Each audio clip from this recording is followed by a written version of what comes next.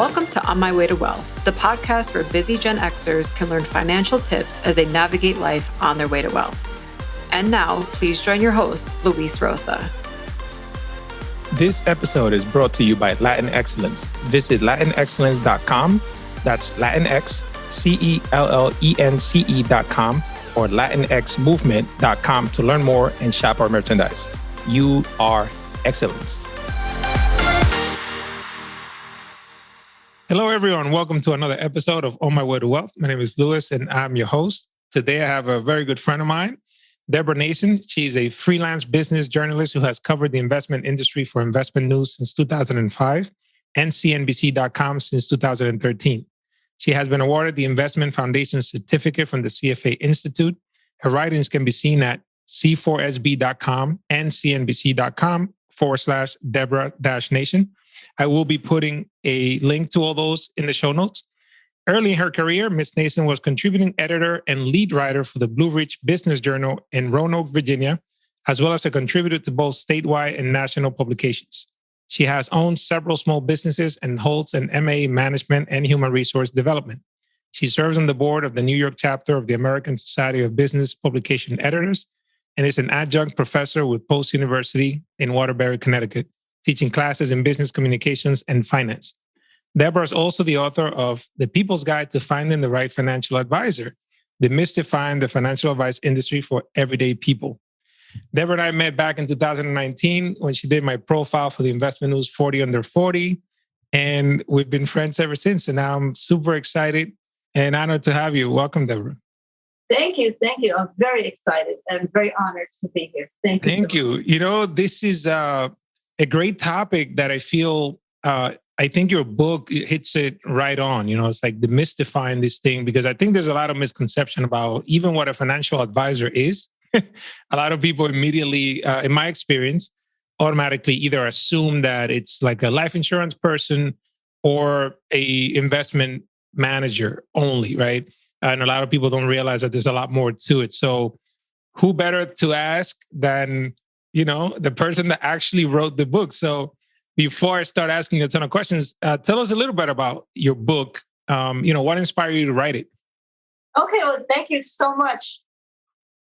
The inspiration came from a couple of areas of frustration.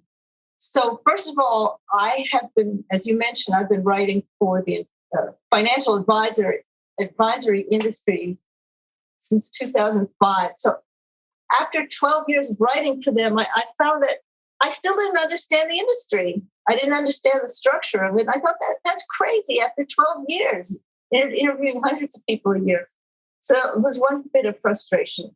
And the other one was telling my friends, you need to work with an advisor. And they would always say, oh, I don't have enough money. And understanding that there was my not understanding the industry and my friends certainly not understanding it, not getting the help they needed.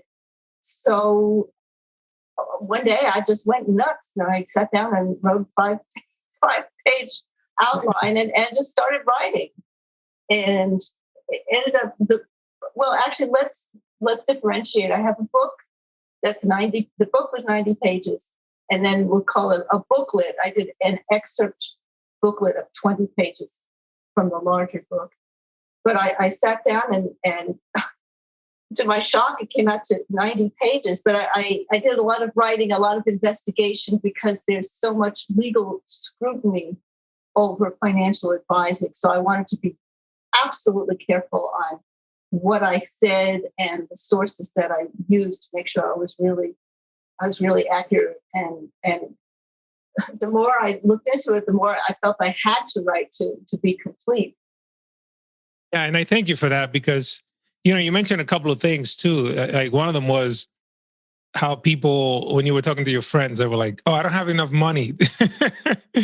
And it's so true. I think, unfortunately, because the way that the industry has portrayed itself, a lot of people definitely have that misconception that in order to work with a financial advisor, you actually need to have a lot of money. And I always equate that to like working with a fitness trainer and thinking that you need to be in shape before you hire one, and it's like, well, actually it's the opposite, Right. Yeah, that's interesting. And in defense of the industry, and by the industry, I mean specifically the financial advising industry, it's new. It really only started about in the 70s and just started very, very small. And then over the years, it's ballooned. It's gone crazy in a way. It's so big. So it's hard for the industry, whoever it is that's overseeing it. There's really not one group overseeing it. So it's hard to corral it, if that makes sense. That is true. Yeah, to get it under control and figure out what's what. That's another reason I wrote the book. That is very true. And, you bring up a great point, because I also feel like that that shows also in people that are interested in entering the industry. I think the path as well is also not very clear because there's so many different ways to be an advisor or be in the industry one way or the other. So, thank you for bringing that up. So tell us a little bit about like what you came up with as far as like the definition of what a financial advisor is. Right. Okay. I'm going to read it to you, and I'll explain why. Excellent. As we just mentioned, it's a big industry and there's a lot going on. And one of the things that I think we should talk about is who can call themselves, who may be calling themselves a financial advisor. But the definition that I came up with was a trained, experienced professional who helps you understand your financial options, helps you create a comprehensive financial plan, and helps you make the right financial decisions along the way throughout your life. And their expertise should include financial planning, investment management, insurance, and taxation. And so I specifically use the word trained and experienced because anybody can make a business card and give it to you and say that they're a financial advisor. And I've seen it happen. Even last year, I ran into somebody who didn't have the training and didn't have the specific expertise. So trained and experienced. And then what I've mentioned here are the things that you really should expect: a comprehensive, a holistic experience. Yeah, that's a very important distinction because I've seen that as well. And I think that there's really no copyright on that word. And like you said, yeah, a lot of people from different backgrounds could just easily put a lot of titles I see like wealth manager, investment consultant, and all this other stuff. Like a lot of them are really just made up titles too, to some degree. To some degree, although in my book, in my large book, I actually have a list of the different titles, and there's sort of, according to this chart that I found, there was actually a continuum of wealth manager down to advisor, and that there was actually different meaning for each one. But not everybody knows that. Yeah, that's excellent. That's a great resource. Thank you. Yeah, I love that. So do you differentiate yourself like between financial advisor and financial planner? Is there a distinction? Are they interchangeable? They're kind of interchangeable, but again, people don't really know without looking maybe at my definition, shall I say. People don't generally realize that it's more than investment. And they don't really know what financial planning is as a thing. Does that answer your question? Yeah, no, absolutely. And I'll tell you a little bit about like how I felt about it, just being an advisor myself. For some reason, I didn't feel comfortable calling myself a financial planner until I was, I got the certified financial planner designation.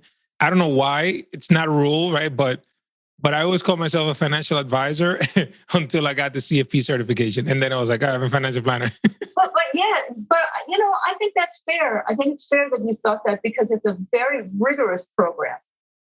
And you can't just say you're a financial planner unless you've been trained, because there's so much that goes into it.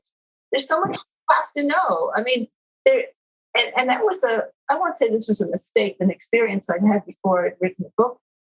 I'd gone to a financial advisor, whatever that meant, and didn't realize that he did not do financial planning. He had some kind of new software, and I was kind of playing with it. And was kind of getting annoyed with me because I kept asking more questions. But I didn't realize that that was my expectation. And so anyway, I think I veered off topic. No, that is all within the realm of what we're speaking about for sure. And, you actually reminded me of some before when I was back in New York. And I remember one of our clients that we did taxes for came in and he said he had met with a financial planner and he literally had, this was like a 90-something page document that this person printed out, all kinds of graphs, pie charts.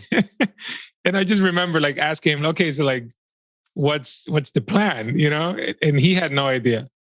I've had that experience as well. It doesn't mean that they did wrong by you, but right. It wasn't. Yeah, there might have been valuable information there, but it just wasn't like included as part of like an overall holistic, comprehensive way that it would lead to action, right? Which is right. Like, hey, and I think that has something to do with training too. When you get the certified financial planner designation, I think part of it is you learn how to present information in a digestible manner, I would say, because I had a big printout like that. I never looked at it. Yeah, that's what happens, right? I feel like simplicity leads to action. Yeah. So a lot of the times, the plan could be great, but if you're just going to sit there on paper collecting dust, then it really isn't that great anyway.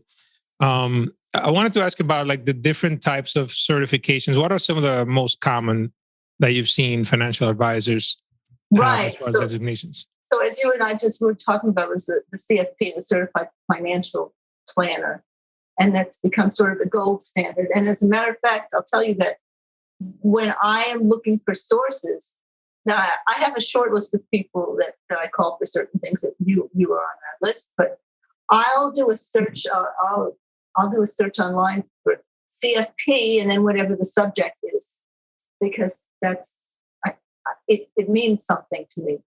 So CFP, CFA, that's amazing for investment. Certified financial analyst, that's a big one. That's a beast. That's a beast. Yeah, when I see that I'm impressed with. And then it kind of depends. And in fact, that's also in my book. I did an article for CNBC on designation, so I included that in the book. Oh, beautiful. The CDFA, Certified Divorce Financial Analyst, I believe that's important. I would say that those are the main ones. Yeah, I've seen some that are probably more geared towards a specific specialization sometimes. I think there's like a charter retirement. Right, just a few of them. But if you look at my article, I discussed that, and there's actually a place where you can look up the designations and see, is it a 6-month class? Is it a several-year class? There's different ways to evaluate it if they mean anything. Yeah, no, that's good information to know. I think what I've seen with a lot of CFP professionals, eventually they narrow down their focus of who they work with, and then as they transition to specializing, they add on another designation. Whether it's taxes or. If I may add an unusual one, in your honor, Luis is the enrolled agent, because there's not a lot of people that are CFP and an enrolled agent, which I understand is a tax specialist, correct? Yeah, that's correct. Yeah, it's a designation that obtained via the IRS. So it's kind of like a CPA in some sorts, where you can practice tax return, practice before the IRS, like represent clients and also prepare returns. Right. So I've interviewed very few people that were enrolled agents. So that's a really cool thing to have. Yeah. I feel like if you're doing financial planning right, you're gonna touch on taxes at some point or another. Yes, so tax and insurance. Yes. Yeah, for sure. So we've seen a rise in like do-it-yourself investing lately with meme stocks, cryptocurrencies, right? You see it all the time. A lot of people, unfortunately, trying to, just follow the herd to some degree and trying to get rich quick. So at what point does someone need a financial advisor in their life, do you think? So your listeners can't see me shaking my head, but well, let me put it this way. I recently did an article just published in the last week or two for CNBC about working with young college graduates. And the best quote I got from there was an advisor who said one of the things she has to teach her young adult clients is the difference between investing and gambling. And it's a great quote, because I don't think that they get it. So you're asking when should they be working with an advisor? I maintain it as soon as possible. And and I had a young friend. Oh yeah, I made 100,000, and what do you call it? Blah blah blah, and then I lost 80,000. Great, Ooh, great, ouch. great. It's too easy, and well, it's just too easy to make mistakes. And I think we'll probably get to that later. Yeah, no, that's true. And I agree with that. I feel like even like a young person that just graduated college, they need to know about their employee benefits when they first get a job. An advisor can help them choose like the 401k options, even their health insurance and all kinds of stuff. All that ties into your finances, and then budgeting, how to repay your student loan debt. Should you consolidate? Should you go private versus public? There's pros and cons. There's a lot of stuff. Finance, there's so much. There is so much. Yes, absolutely. So that's a great point. So how do advisors? I know there's different ways of them getting compensated. What are some of the most common ways of people to know like how advisors get compensated? Okay, so basically there's 3 compensation models. So the first one is commission, and that's where the advisor is paid by the company that makes their what they say products, the investment products, or they might be an agent of a brokerage. So that's how they get paid. Like insurance, annuities, things like that. Right. And then the second way is where you're paid by the clients. And those are, as you mentioned, being your own RIA, your own registered investor advisor. You get paid by the client. So one way is getting paid by the company, a company. The other way is being paid by the client, which is fee only. And then the third way is a hybrid, where you often see fee-based. When you see fee-based, that generally means that they're a hybrid of the two. And it's good to know that. And when I started off writing my book, one of the things I asked one of my very smart colleagues was, what are the different channels in this industry that people work in? Whether you work part of a bank or part of one of the big wirehouses like Morgan Stanley, or if you're on your own. I said, what are all these different channels? He said, forget that. What you want to know is how they're paid. And once I understood these 3 things that I told you, commission, fee only, and then hybrid, then you can make sense of the entire industry. Yeah, definitely simplifies it. Yeah, that's a good point. That's a good way of looking at it. Yes, you understand the entire industry that way. So tell me about the F word. What is a fiduciary? You know, I'm from New York, so I put something else. You didn't see that one coming, huh? That's a real New York adjective somehow. Oh, gosh. Oh, fiduciary. Yeah, it should be the first question. And people don't realize that a fiduciary is somebody who is bound and legally bound and has signed an agreement or whatever to act in your best interest. And it's very important.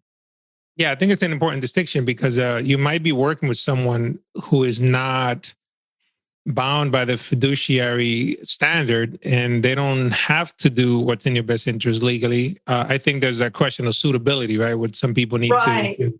Yeah, and I made up a chart actually in my book, and I'm going to take a quick look at it. But great. when you're working through the auspices of a broker-dealer, the compensation is paid by the company. You are registered with FINRA. What is that?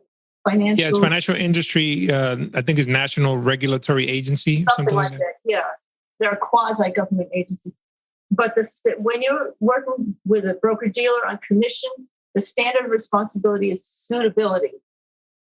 Now, it's not necessarily the best, your absolute best interest, looking at your whole background. It's, are you suitable? Can you afford it? Do you meet the parameters? Do you meet the parameters, whether it's right or wrong? But if you're an RIA, registered investment advisor, you get paid by your clients, you're registered with the SEC, and the standard of responsibility is a fiduciary. So when you're working with somebody who's an RIA, you know that's what they're going to look out for all of you. and see if a product is correct for you or not. Yeah, absolutely. And I think that's a key distinction. Yes, absolutely. Yeah, absolutely. So that's one of the great questions to ask if you're looking to work with a financial advisor. It's are you a fiduciary? How do you get compensated? And beside that, they often tell you to see it in writing, because somebody could say, yes, I'm a fiduciary. Well, let me see it in writing. Right. True. Yeah, absolutely. That should be part of the financial planning agreement. Should be right there. Yeah, without a doubt. So, sometimes like I've seen studies where they show how like high fees in funds, whether it's a 401k or outside investments, can over time like erode your investment returns.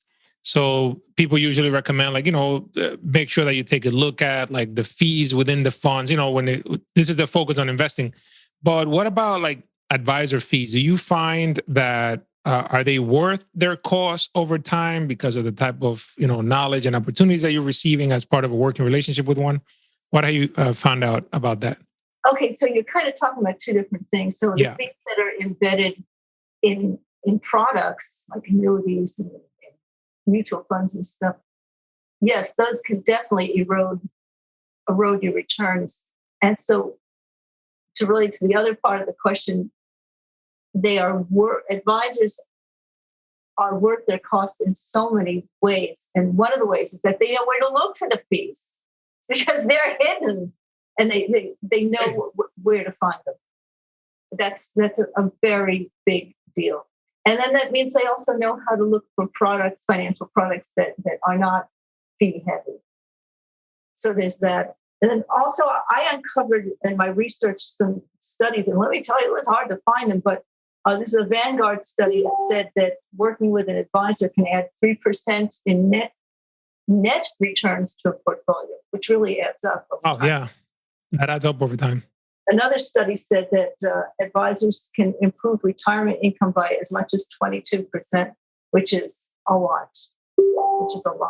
And then, so those are ways that they kind of justify their cost, but also, they can prevent you from making bad mistakes. That is such a great point. I've written a number of articles about that as well. But I would like to make the point that I'm not saying that like we're as Americans, we're all dummies when it comes to money, but I think that we can be over our head. And even as smart as we might think we are, being able to figure stuff out, you can't figure stuff out if you don't have all the information. Does that make sense? Absolutely. Yeah, like where are the fees hidden and stuff like that. And my fear is that we're just a signature away from catastrophe. And I mean, for example, this is somebody I know recently signed up for $40,000 student loan instead of going to a community college. And just a signature can change your whole life. Yeah, that's true. It's a consequence that you'll be dealing with for years and years to come. For years. If you get locked into something that you shouldn't be locked into, this is why you should have somebody helping you. Yeah, that makes a lot of sense. So it's not just so it's just two sides to it. One is what they can help you with, finding opportunities and so on, hidden costs, et cetera. And the other one is helping you avoid making big mistakes that will have ripple effect throughout life. Yeah, key distinction there. And may I make another point, Luis? Oh, absolutely. There's two monetary aspects to it, but also an advisor, depending on the type of relationship you would like to have with that individual, an advisor can be a real mentor for your whole life, a real guide. And for example, even if you're not getting anywhere in your career, I've interviewed a handful of advisors who actually are kind of involved in career management, but they can just help you in your life. Yeah, that's so true. Not just not purely financial, but yet if you're not, again, I use the example of a career. If you're really not getting anywhere, maybe they can help you refocus so that you can do better financially. Because you need to make a lot of money in the US to live. Yeah, absolutely. So it's helping to make the best of your resources. Right. That's a good way of putting it. Absolutely. Or getting others. Right. Or getting others, yeah.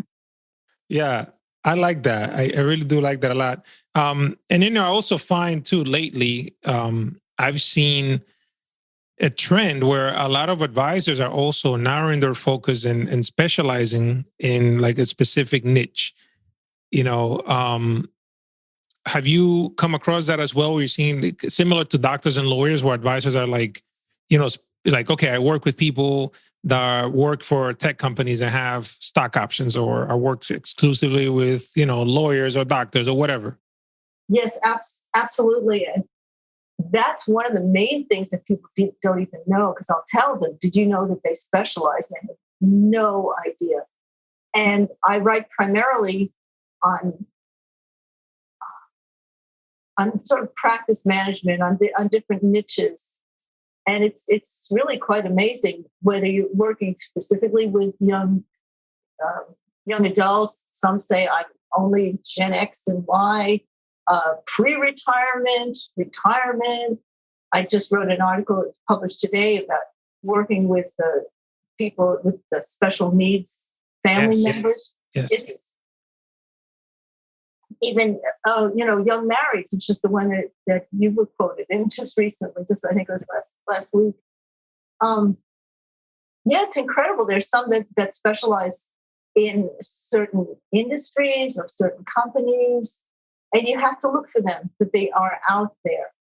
Oh, and if I could mention something, somewhere along my research over the years, I think I was doing a story on different real specialists. And I came across one or two that specialized in VA benefits. Oh, wow. Yeah. That is very niche. Yeah, very niche, but extremely important, because I found out about a benefit for my mom that I didn't know about.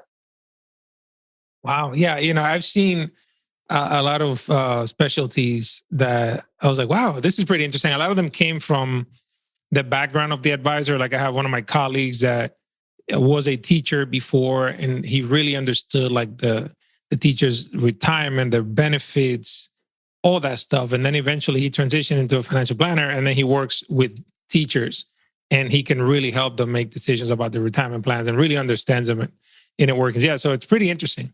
Right. He understands the background. He understands the issues. He can speak their language. Mm-hmm. And, there can be a cultural element too, because I know you've been doing outreach to the Hispanic community.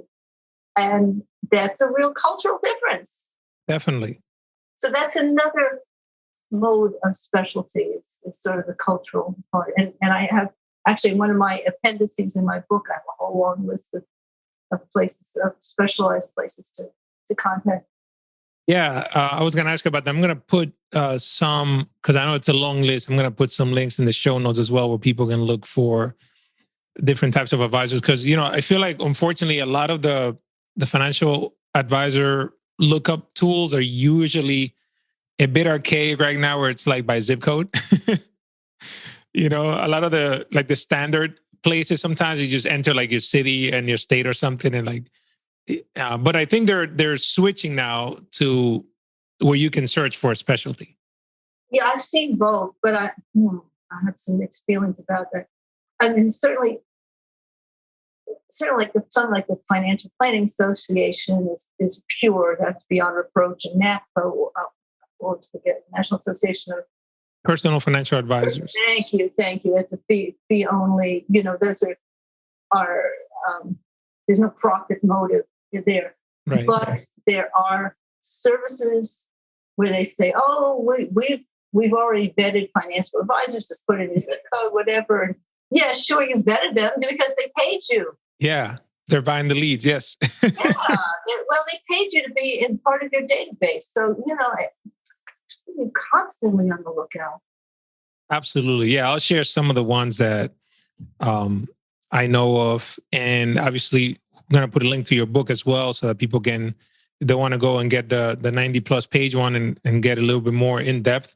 But I downloaded the 20 page version. Yeah. And it was very straightforward, very straight to the point, very easy to read, and super helpful. So even if somebody thinks like 90, I mean, I don't think 90 pages is too much anyway, but. Well, like I said, I just felt for legal reasons I had to just include everything. Right. And then, when I was done with it, I was like, oh my God, I can't believe this is 90 pages.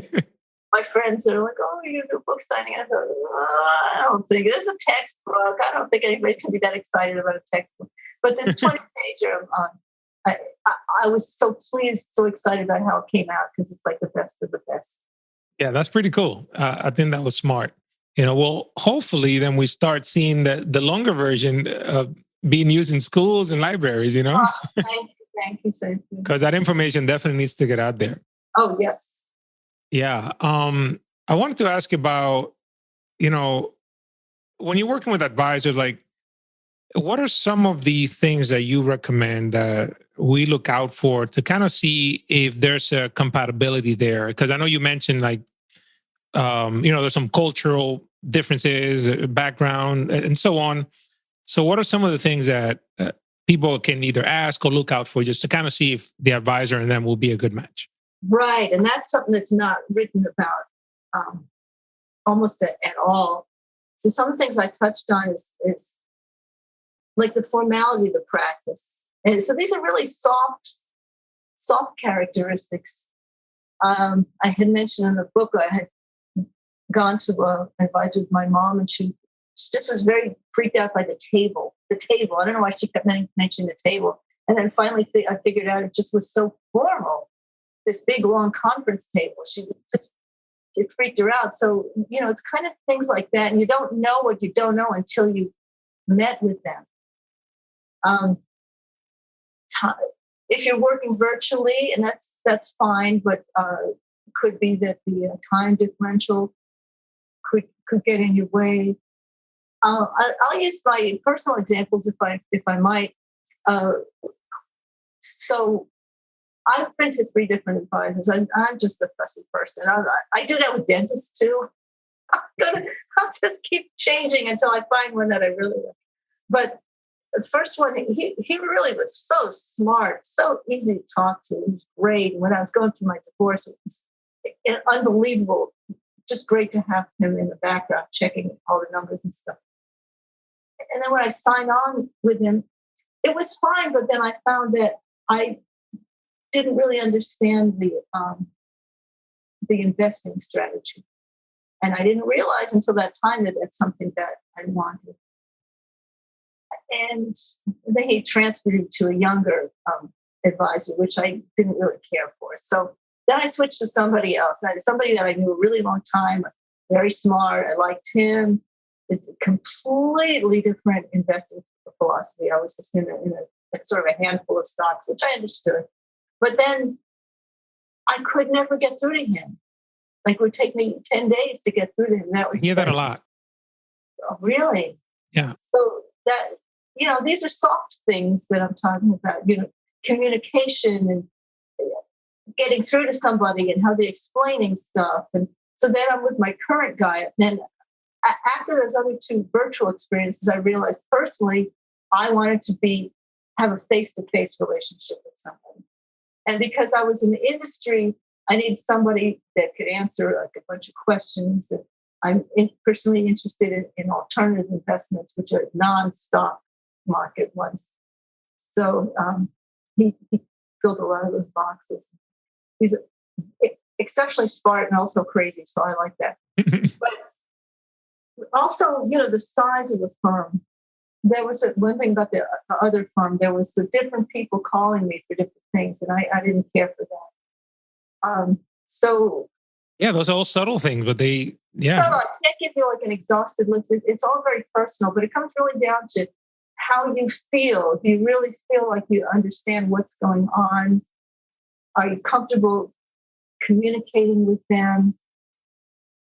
The formality of that, all these things make a difference, because if you don't feel like you're in charge, you might not be in touch with them the way you should be. Yeah. That's true. It's unfortunate, but I still hear that a lot, where people that I speak with that found me online or something, and I would ask them like, "Hey, have you worked with an advisor before? What was that experience like?" And one of the things I hear very commonly still, which I'm surprised, is that they can't get a hold of their advisor for some reason. Wow. And it shocks me to this day because there's really no That's reason not for okay. it, Yeah, right? they're So busy. I guess they're busy. Maybe it's a matter of staffing. The second one, the I don't know what her title was. She answered the phone, but she was also his assistant. A paraplan. She was fabulous. She was fantastic, but I couldn't get a hold of them. So it's a matter of staff. Yeah. yeah. So, in other words, you have a right to get what you want. Yeah, absolutely. There's got to be a way to get on your advisor's calendar one way or the other without having to play phone tag and wait 10 days. Yeah. Yeah, no, that was not okay. For sure. Now, the flip side to that question is, what are some of the red flags that we should look out for? We're searching for an advisor. Oh boy, and I have articles there, and also point to these free dinner ones. Oh God, the free dinner ones. I'll get the postcard in my mailbox for it, and I'll immediately go to broker check and check them out. And it's like almost 100% of the time, you check out the firm, and you see all these lawsuits and disclosures and problems, whether it's the firm or the person that's presenting it. So that's certainly a red flag. Yeah, I'll put a link to broker check in the notes as well, so that people know how to check an advisor's background. Right. Also, this is something I put in the book, was how to decipher the lingo at the bottom of the website. I actually, can I read to you some warning signs? Oh, absolutely. Please. And this is really sad. I sat down with a girlfriend of mine who had a bad experience. All these things I'm going to read came from her experience. She was a widow, and she's not the only widow that's been taken advantage of. So, lack of experience, not fully explaining their actions and the strategies, not mindful of the client's psychological state. So this is a widow, okay? Refusal to obey what she wanted to do, avoiding or delaying portfolio maintenance, not communicating on a regular basis, not explaining the investment philosophy, not responding to her requests, not a fiduciary, never explain compensation structure and how much you receive, no professional designation. And there are others, but that there's a lot out there. Yeah, that's a lot of red flags right there. Hopefully all those were not in the same person. No, they were the same person. Oh my God. That is wow. Example, because she's not the only one that's been taken advantage of. Yeah.